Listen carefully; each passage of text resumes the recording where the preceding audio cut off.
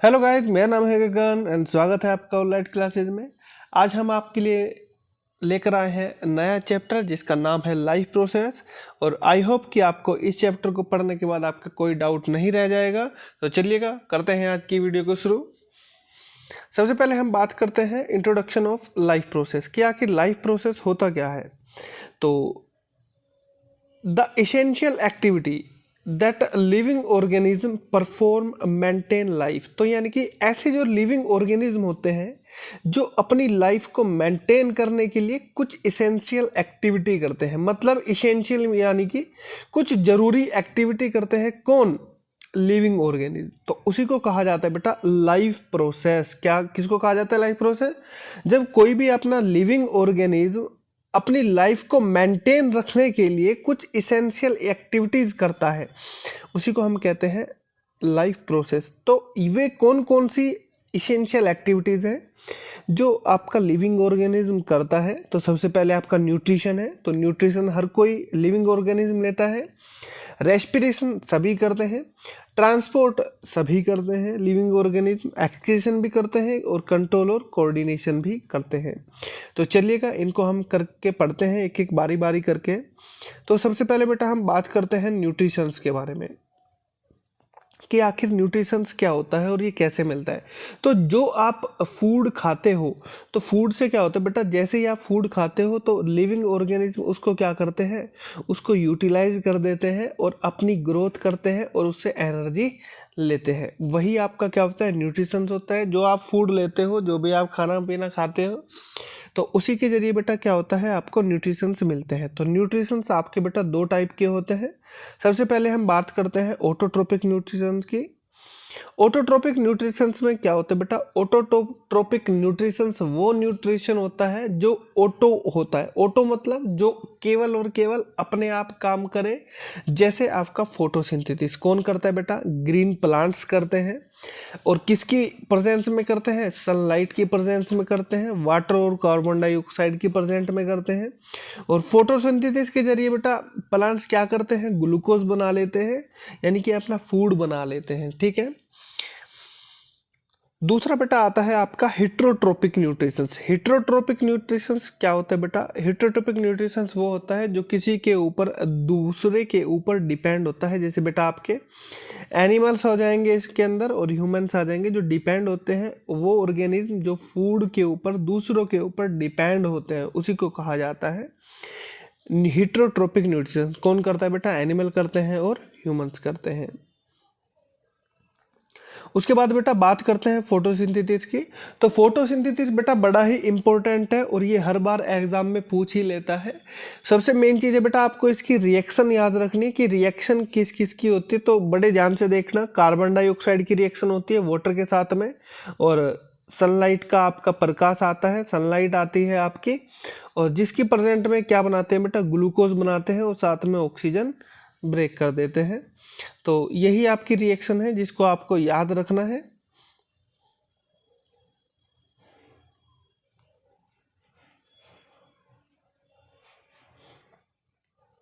उसके बाद बात करते हैं बेटा रेस्पिरेशन की। आखिर रेस्पिरेशन क्या होता है? एक वर्ड आता है बेटा ब्रीथिंग और एक वर्ड आता है आपका रेस्पिरेशन। कुछ बच्चे इसको क्या होता है बेटा, दोनों चीज़ को सेम समझ लेते हैं कि जो रेस्पिरेशन है वही क्या होता है, ब्रीथिंग होता है। ऐसा नहीं है। तो ब्रीथिंग की वजह से ही रेस्पिरेशन होती है। और रेस्पिरेशन बेटा वो होता है, रेस्पिरेशन से क्या होता है बेटा, जब आप कोई भी खाना खाते हो, आप कोई फूड लेते हो, उसको ब्रेक डाउन करके बेटा उससे एनर्जी बनाई जाती है। तो रेस्पिरेशन के अंदर हेल्प की जाती है बेटा एनर्जी बनाने के लिए, हेल्प होती है ब्रीथिंग की। और ब्रीथिंग के जरिए बेटा आप क्या करते हो, सांस लेते हो, इनहेल करते हो और एक्सहेल करते हो, सांस अंदर लेते हो और सांस बाहर लेते हो। और ये भी बेटा आपके रेस्पिरेशन दो टाइप के होते हैं। एक रेस्पिरेशन होता है बेटा आपका एरोबिक रेस्पिरेशन और दूसरा होता है बेटा आपका एनएरोबिक रेस्पिरेशन। एरोबिक रेस्पिरेशन वो रेस्पिरेशन होता है जिसमें बेटा ऑक्सीजन की ज़रूरत पड़ती है और जिसके द्वारा आप ज़्यादा से ज़्यादा एनर्जी बना सकते हो, और वो भी एटीपी की फॉर्म में। किसकी फॉर्म में बेटा, एटीपी की। एटीपी की फुल फॉर्म याद रखना, एडिनोसिन ट्राइफॉस्फेट इसकी फुल फॉर्म होती है। अक्सर एग्जाम में 1 मार्क्स में पूछ लेता है कि बताइएगा एटीपी की फुल फॉर्म क्या होगी। उसके बाद बेटा इसकी रिएक्शन भी आपको याद रखनी है कि जब ग्लूकोज बेटा ऑक्सीजन के साथ रिएक्ट करता है तो कार्बन डाइऑक्साइड देता है और वाटर में ब्रेक होके आपकी क्या होती है बेटा, एनर्जी रिलीज हो जाती है और बहुत सारी एनर्जी आपकी रिलीज होती है ना। तो इसके जरिए आप क्या करते हो बेटा, एरोबिक रेस्पिरेशन करते हो। उसके बाद एनएरोबिक रेस्पिरेशन आपको याद रखना है बेटा, जो आपके शरीर के अंदर आप थक जाते हो, लैक्टिक एसिड का फर्मेंटेशन होता है। कभी कभी पूछ लिया जाता है बेटा, आपको जो शरीर में थकान होती है, जो जिम ट्रेनर होते हैं या जो जिम करते हैं व्यक्ति, उनकी बॉडी के अंदर थकान हो जाती है तो कौन सा एसिड बनता है, तो बेटा उसके अंदर पाइरुविक एसिड किस में कन्वर्ट हो जाता है, पाइरुविक एसिड आपका लैक्टिक एसिड में कन्वर्ट हो जाता है, जिस वजह से आपकी मसल्स के अंदर क्या होता है बेटा, थकान आती है।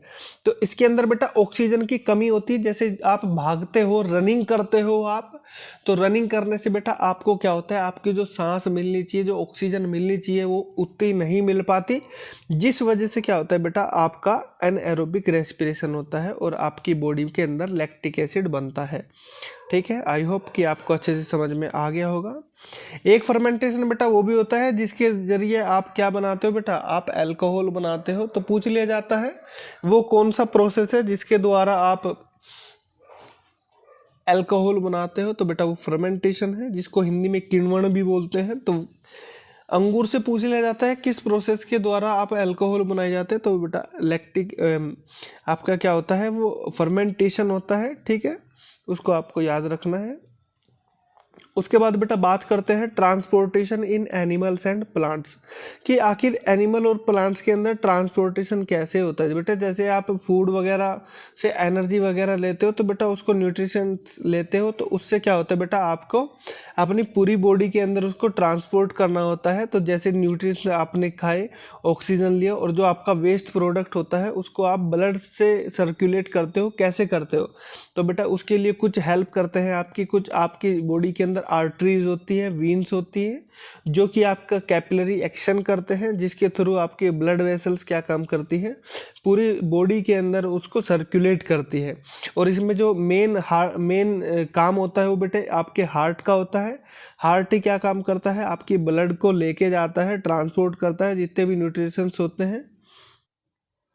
तो बेटा इसके अंदर जो है आपका हार्ट जो होता है, हार्ट मुख्य भूमिका निभाता है आपकी ब्लड को सर्कुलेट करने में, और जो आपकी ऑक्सीजन वगैरह होती है उसको ट्रांसपोर्ट करने में, न्यूट्रिशंस को लेके जाने में बेटा तो बहुत हेल्पफुल करता है। और हार्ट का बेटा आपको डायग्राम इंपॉर्टेंट है, तो डायग्राम आप इसकी 4 से 5 बार प्रैक्टिस कर लेना अच्छे से, है ना, क्योंकि अक्सर एग्जाम में पूछ ही लेता है। तो कुछ डायग्राम होते हैं, जैसा बेटा ब्रेन का डायग्राम हुआ, नेफ्रॉन का डायग्राम हुआ, है ना, और ह्यूमन डाइजेस्टिव सिस्टम का डायग्राम हुआ, या फिर आपका 1-2 डायग्राम और है जो कि मैं आपको बता दूंगा, जिनको आपको कम से कम 4 से 5 बार बेटा प्रैक्टिस करनी है और बड़े ही अच्छी तरीके से उसको देख के जाना है, क्योंकि एग्जाम के अंदर बेटा आपके डायग्राम आएंगे ही आएंगे। और अगर आप एक आपका ह्यूमन आई भी हो गया बेटा, और ह्यूमन आई का डायग्राम भी अक्सर पिछली बार नहीं आया था, लेकिन अब की बार आ सकता है अच्छे से, है ना, तो इसको ज़रूर आप देख के जाना बेटा।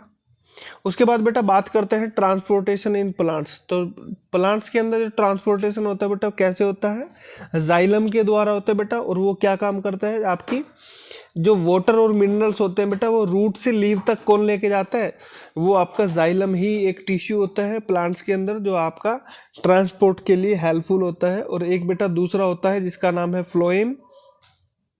जैसे ही आपकी लीव्स के अंदर बेटा क्या होता है, लीव्स के अंदर आपका फूड बनता है, और जैसे ही वो फूड बनता है तो उसको आपकी लीव्स पे या फिर फ्रूट्स पे हर एक जगह पे आपके प्लांट्स के हर एक पार्ट्स पे जो लेके जाने का काम होता है फूड को, वो किसका होता है बेटा, फ्लोएम का ही होता है ना। किसका होता है, फ्लोएम का। तो ये आपको ध्यान रखना है कि फ्लोएम का काम क्या होता है। जो भी फूड आपका प्रोड्यूस होता है लीव के अंदर, वो हर प्लांट के हर पार्ट्स के ऊपर लेके जाने का काम होता है। ठीक है, उसके बाद बेटा बात करते हैं एक्सक्रीशन की। तो एक्सक्रीशन क्या होता है बेटा, एक होता है एक्सक्रीशन और एक होता है बेटा आपका इजेक्शन। तो इन दोनों को बेटा बड़े ही याद रखना है कि एक्सक्रीशन वो नहीं होता जो आप मॉर्निंग वॉक पे करते हो या मॉर्निंग टाइम में करते हो, उसको हम बोलते हैं इजेक्शन। और जबकि एक्सक्रीशन होता है आपका जो भी आपकी बॉडी के अंदर वेस्टेज प्रोडक्ट्स बनते हैं, जैसे यूरिया, कार्बन डाइऑक्साइड या नाइट्रोजेनियस वेस्टेज जो आपके बनते हैं, उनको रिमूव करने का काम होता है किसका, एक्सक्रीशन सिस्टम का। और उसके लिए कुछ एक्सक्रीटरी ऑर्गन होते हैं जो आपको एक्सक्रीशन में हेल्प करते हैं। मतलब जैसे आपका पसीना निकला, सोल्ट वगैरह यूरिन करते हो आप जो, या फिर जो आप सॉलिड वेस्टेज निकालते हो, तो ये सब क्या है बेटा, ये आपके एक्सक्रीशन का ही पार्ट है। उसके एक्सक्रीटरी कुछ ऑर्गन होते हैं, जैसे आपका सबसे पहले में आता है आपका किडनी, उसके बाद फिर आता है बेटा स्किन, और उसके बाद आता है फिर आपका लंग्स। तो किडनी भी क्या काम करती है बेटा, ब्लड फिल्टर कम करने का काम करती है, और जितो भी आपका यूरिन वगैरह है प्रोड्यूस है, वो यूरिन प्रोड्यूस करने का काम किसका होता है बेटा, किडनी का ही होता है। और मान के चलो आपकी किडनी के अंदर स्टोन हो गई, ये आपकी मान के चलो बेटा ये इस तरीके से किडनी है आपकी, ये इस तरीके से आपकी किडनी है ना, ये दो आपकी किडनी है इस तरीके से, और ये यहाँ पे होता है बेटा यूरिनरी ब्लेडर होता है, ठीक है। तो अगर मान के चलो आपकी किडनी के अंदर बेटा क्या हुआ, किडनी के अंदर अगर स्टोन बन गई तो आपको किस चीज़ में प्रॉब्लम होगी, तो जब आप बेटा यूरिन करोगे उसके अंदर आपको क्या होगा, थोड़ा सा प्रॉब्लम होगी। और जितना भी आपका यूरिन होता है, यूरिया है ना, तो वो क्या काम करता है बेटा, वो आपका यूरिनरी ब्लेडर में आके स्टोर हो जाता है, और वहीं से फिर आप क्या करते हो, बिल्कुल आराम से यूरिन पास आउट करते हो। उसके बाद बेटा बात करते हैं स्किन की। तो स्किन बेटा क्या है, आपका एक एक्सक्रीटरी ऑर्गन है जो क्या काम करता है बेटा, आपका पसीना होता है, स्वेट होता है, उसको निकालने के लिए काम आता है ना, उसको भी एक्सक्रीट करता है। उसके बाद बेटा बात करते हैं लंग्स की। तो कार्बन डाइऑक्साइड और ऑक्सीजन को निकालने का और लेने का काम बेटा किसका होता है, लंग्स का ही होता है। और लंग्स के अंदर कौन चीज़ ऐसी होती है जो बेटा आपके ऑक्सीजन को लेके जाती है लंग्स के अंदर, तो वे क्या होते हैं बेटा, एल्वियोली। क्या होता है जी, एल्वियोली ही क्या काम करती है बेटा, आपकी ऑक्सीजन को लेके जाने का और कार्बन डाइऑक्साइड को निकालने का काम करती है। उसके बाद बेटा बात करते हैं कंट्रोल एंड कोऑर्डिनेशन की। आपकी बॉडी जो होती है बेटा बैलेंस को मेंटेन करके रखती है इंटरनल एनवायरनमेंट के अंदर, है ना। आपकी बॉडी का जो इंटरनल पार्ट्स होते हैं उसको मेंटेन करके रखती है, यानी कि बॉडी की वो कैपेबिलिटी या वो एबिलिटी जो रेगुलेट करके रखती है आपके बैलेंस को, उसी को कहा जाता है कंट्रोल, जिस पर आपका कंट्रोल होता है ना। और कोऑर्डिनेशन क्या होता है बेटा, जब दोनों के दोनों बॉडी और आपका वर्किंग बॉडी की एबिलिटी जो साथ में काम करती है उसको ही परफॉर्म करती है, उसी फंक्शन को बोला जाता है बेटा कोऑर्डिनेशन, है ना। तो दोनों आपस में क्या बना के रखते हैं, एक बॉन्ड बना के रखते हैं अच्छे से। उसके बाद बेटा बात करते हैं नर्वस सिस्टम की और एंडोक्राइन सिस्टम का। ये भी रेस्पॉन्सिबल होते हैं बेटा किस चीज़ के लिए, कंट्रोल एंड कोऑर्डिनेशन करने के लिए। नर्वस सिस्टम में आपने पढ़ा होगा कि आपकी न्यूरॉन्स पूरे बॉडी के अंदर फैली हुई हैं जो आपको हर एक चीज़ के बारे में बताती हैं, है ना। उसके बाद बेटा बात करते हैं डाइजेशन की। डाइजेशन आखिर क्या होता है, तो डाइजेशन बेटा आपका 7 स्टेप्स में कंप्लीट होता है। सबसे पहले बात करते हैं इंजेशन की। इंजेशन आखिर क्या होता है बेटा, इंजेशन आपका क्या होता है, फूड को अपने मुंह के अंदर रखना ही आपका क्या होता है, इंजेशन होता है। उसके बाद बेटा बात करते हैं डाइजेशन की। तो फूड जो आप ग्रहण करते हो, जो आप लेते हो, इंजेक्शन करते हो, तो उसको ब्रेक डाउन करना आप सिंपल मॉलिक्यूल्स के अंदर, उसी को कहा जाता है बेटा डाइजेशन। यानी कि आप खाते तो पिज़्ज़ा बर्गर अच्छे से हो, लेकिन उसको आप ऐसे ही नहीं लेके जा सकते स्टोमक के अंदर, उसको क्या करना पड़ता है बेटा, धीरे धीरे ब्रेक डाउन करना पड़ता है। जैसे ही वो ब्रेक डाउन हो जाता है तो आप उसको आराम से निकल जाते हो। और वो काम करने का काम किसका होता है बेटा, वो काम करने का काम होता है आपके दांतों का, आपके माउथ का, उसको छोटे छोटे पार्ट्स में ब्रेक करने का। उसके बाद बेटा क्या होता है, उसके बाद होता है बेटा एब्जॉर्प्शन। एब्जॉर्प्शन यानी कि जो भी आपने बेटा फूड को खाया है उससे न्यूट्रिएंट्स को एब्जॉर्ब कर लेना, कहाँ पर, ब्लड स्ट्रीम में, यानी कि ब्लड के अंदर, ठीक है। तो वो उसी को बोलते हैं बेटा एब्जॉर्प्शन। उसके बाद हम बात करते हैं एजिमिलेशन की, कि आखिर एजिमिलेशन क्या होता है। तो बेटा एजिमिलेशन होता है आपका जो भी आपने फूड खाया उससे बेटा आपने न्यूट्रिएंट्स भी ले लिए, और उसका यूज़ अब आप क्या करोगे अपनी बॉडी को ग्रोथ कराने में, उससे एनर्जी लेने में, और कोई भी आपके बॉडी पार्ट्स में अगर डैमेज हुआ है तो उसको रिपेयर करने में भी क्या काम करता है, हेल्प करता है। उसके बाद बेटा बात करते हैं इजेक्शन की। तो बेटा इजेक्शन क्या होता है, जो आप मॉर्निंग टाइम में जाते हो और एकदम अच्छे से करके आ जाते हो, उसी को बोलते हैं बेटा इजेक्शन।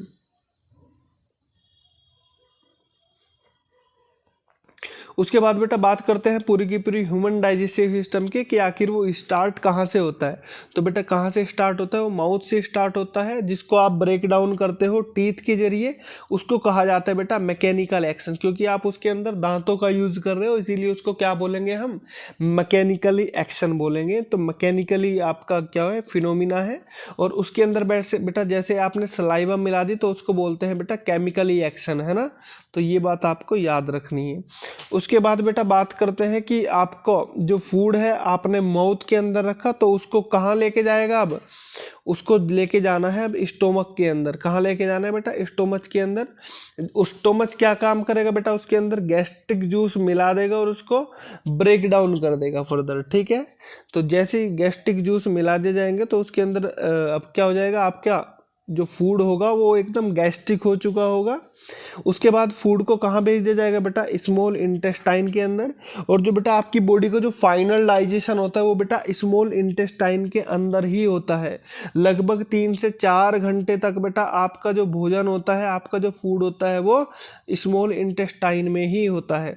अब स्मॉल इंटेस्टाइन बेटा इसको क्यों बोला जाता है, क्योंकि बेटा इसका जो डायमीटर होता है वो स्मॉल होता है और ये थोड़ा लंबी होती है, और ये कम से कम बेटा 6 से 7 मीटर की होती है ना। और उसके बाद बेटा बात करते हैं लार्ज इंटेस्टाइन की, कि आखिर इसको लार्ज इंटेस्टाइन क्यों बोला जाता है बेटा, क्योंकि इसका डायमीटर जो होता है ना वो कैसा होता है, वो लार्ज होता है, लेकिन ये छोटी होती है।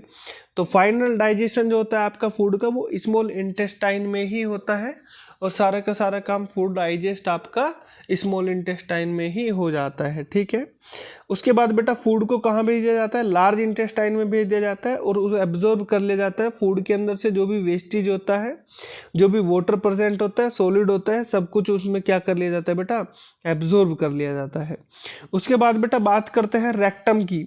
उसके बाद जो आपने फूड खा लिया, अच्छे से पचा भी लिया, आपने डाइजेस्ट भी कर लिया, वाटर भी आपने सोख लिया, तो अब एकदम वो एकदम सॉलिड वेस्ट बचा, और उसको आप क्या कर दोगे, एकदम मॉर्निंग टाइम में जाके अच्छे से फ्रेश हो जाओगे, इजेक्शन कर दोगे उसका, ठीक है।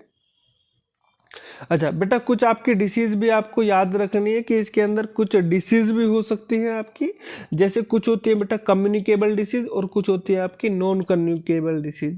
कम्युनिकेबल डिसीज़ वो होती है जो बेटा आपके बातचीत से फैलती है, जैसे बात करने से फैलती है कुछ, और उसके लिए कौन उत्तरदायी होता है बेटा, बैक्टीरिया और वायरस की वजह से फैलती है। जैसे आपको बेटा जुकाम हो जाता है कभी कभी, है ना, तो जुकाम कैसे होता है, आपको कॉमन कोल्ड कैसे होता है, जैसे बातें आप करते हो तो आपके आसपास में कॉन्टैक्ट से आपके कम्युनिकेबल डिसीज हो जाती है। कुछ ऐसी होती है बेटा नॉन कम्युनिकेबल डिसीज होती है जो आपकी पैथोजेंस के जरिए नहीं फैलती हैं, जैसे हार्ट डिसीज हुई बेटा, डायबिटीज़ हुई, तो ये आपकी क्या है बेटा, नॉन कम्युनिकेबल डिसीजेज हैं। उसके बाद बेटा बात करते हैं इसकी समरी के बारे में कि आपको किन किन चीज़ों के बारे में बेटा ध्यान रखना है। All living organism carried out this life process to maintain homeostasis. तो बेटा इस लाइफ प्रोसेस को मेंटेन रखने के लिए ही इसको क्या बोला जाता है बेटा, होम्योस्टेटिस बोला जाता है। जो आप इंटरनल बॉडी के अंदर अपना बैलेंस बना के रखते हो सारी एक्टिविटी करने के लिए, ठीक है। और आपको इसमें किसकी ज़रूरत पड़ती है बेटा, एनर्जी की, लाइफ प्रोसेस करने के लिए, ठीक है। और अगर आप ऐसा नहीं करोगे तो बेटा क्या होगा, अगर कुछ भी आपको प्रॉब्लम हो गई तो आपकी डेथ भी हो सकती है ना। तो इसी के साथ बेटा लेक्चर आपका समाप्त होता है। एंड आई होप कि आपने जो है बड़ा ही इंजॉय किया होगा और आपको हर एक पॉइंट अच्छे से समझ में आ गया होगा। और अगर अभी तक आपने हमारे चैनल को सब्सक्राइब नहीं किया है तो बेटा जल्दी से चैनल को सब्सक्राइब कर लीजिएगा। और इस वाले नंबर पर आप व्हाट्सएप पे मैसेज कर सकते हैं ताकि हम आपको व्हाट्सएप ग्रुप में भी ऐड कर सकते हैं। नहीं तो फिर आप डिस्क्रिप्शन बॉक्स में लिंक दिया हुआ है, तो वहाँ से भी आप जाकर ग्रुप को ज्वाइन कर सकते हैं और टेलीग्राम चैनल को ज्वाइन कर सकते हैं, ताकि हमारे आने वाले नोटिफिकेशन सारे के सारे आपको पहले ही मिल जाएं। और ज़रूरी पीडीएफ जो होती है बेटा वो आपकी ग्रुप में ही डाल दी जाती है, तो वहाँ से आप उसको ज्वाइन कर सकते हैं। अगर आपको वीडियो पसंद आया हो तो थैंक यू, और वीडियो को लाइक ज़रूर कर दीजिएगा। Thank you for watching this video.